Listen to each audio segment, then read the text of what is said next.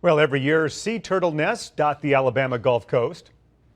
Volunteers monitor the nest of these endangered animals to make sure the hatchlings have the best chance of survival. Over the weekend, one of the nests was tampered with, and that has a lot of people concerned. News 5's Debbie Williams has that story now on the Baldwin County beat. This is the first time in 12 years that someone has actually tampered with an Alabama sea turtle nest. Now, that's a federal offense. It's punishable by up to a year in jail and a $100,000 fine. So when somebody messes with one of these nests, folks get upset.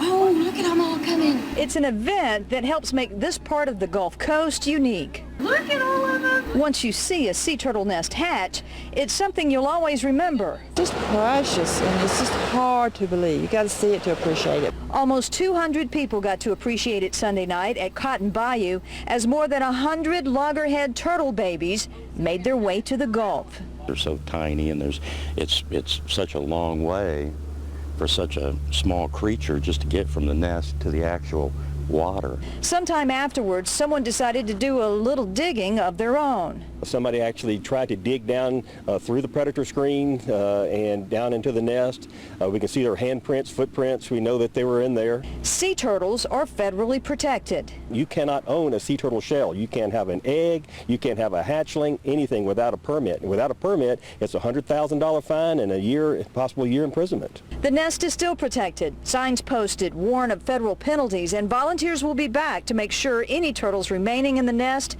make it safely to the Gulf. Very disappointing that someone would do that. And I just can't imagine someone is so small, that's the only way they can get a thrill. So tomorrow night, volunteers will be back at this nest to excavate it to see if there's any eggs left, if any hatchlings are still there, and at that point they'll know if anything was taken. On the Baldwin County beat in Orange Beach, Debbie Williams, News 5.